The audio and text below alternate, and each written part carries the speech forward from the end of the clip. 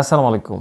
সমাজে এমন অনেক মানুষ থাকে যারা বিভিন্ন লোকের বদনাম করে বেড়ায়। হয়তো আপনার নামে বদনাম করেছে, কেউ একজন শুনেছে, সে এসে আপনাকে বলল যে অমুক লোকটা আপনার নামে বদনাম করেছে। সামনাসামনি সে হয়তো আপনার সাথে ভালো করেই কথা বলে, কিন্তু আপনি যখন শুনলেন তখন আপনার মনে অনেক কষ্ট লাগলো। তো এরকমটা বেশিরভাগ ক্ষেত্রেই আপনি হয়তো ভাবছেন যে শুধুমাত্র আপনার সাথেই এটা হয়, অথবা আপনি নিজে নিজে এটা শুনে কষ্ট পান। বিষয়টা আসলে এরকম না। প্রত্যেকটা মানুষেরই এরকমটা হয়ে থাকে।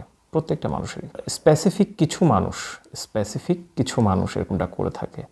আরেকজনের বদনাম করে বেড়ালো, একটা বাজে কথা বলে ফেললো, এরকমটা হয়ে থাকে। আপনার মধ্যে যদি কোনো ট্যালেন্ট থাকে অথবা বিশেষ কোনো গুণ থাকে, আপনি যদি সাকসেস হন, তারা যদি আপনার সাকসেস দেখতে পায়, তখন একটা তাদের মধ্যে বার্নিং সেন্সেশন তৈরি হয়। তো এটা তারা নিতে পারে না, তখন আপনার নামে বিভিন্ন জায়গায় বদনাম করে বেড়ায়। এইটা ভেবে, এইটা যখন আপনার বদনামটা করলো, আপনার কানে আসলো, অনেকে আমরা কষ্ট পাই, আমরা প্রতিশোধ নিতে চাই অথবা তাকেও দুইটা কথা শোনাতে চাই। এটা কখনো করতে যাবেন না। এটা ভালো কিছু আনবে না আপনার জন্য।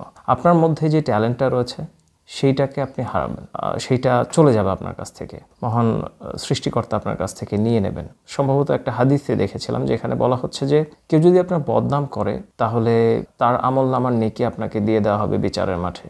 এমনও হতে পারে যে একটা টাইমে গিয়ে সে আপনার বন্ধু হয়ে যেতে পারে, অথবা সে আপনার যে ক্ষতিটা করছিল তার মনের মধ্যে হয়তো বা পজিটিভ কোনো কিছু আসতে পারে, যেটা থেকে আপনি ভালো থাকবেন। তবে এখানে একটি গুরুত্বপূর্ণ বিষয় হচ্ছে যে আপনি সবসময় সব কথা সবার সাথে শেয়ার করবেন না। এটা খুবই গুরুত্বপূর্ণ একটি জিনিস।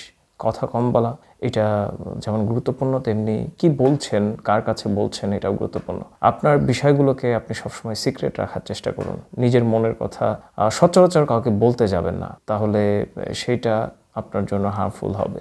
আর এই ধরনের মানুষগুলো যারা লাগাতার এরকমটা করে বেড়ায়, বদনাম করে বেড়ায়, গীবত করে বেড়ায় আপনার নামে, আপনি কখনো না তাদের সাথে লাগতে যাবেন না, কিংবা প্রতিশোধ নিতে যাবেন না, তাহলে আপনি তাদের শ্রেণীতে চলে যাবেন। ইসলাম ধর্মে সবরের যে বিষয়টা বলা হয়েছে, যে আপনি সবর করেন, সবর এমন একটা জিনিস যে আপনি জিতবেনই।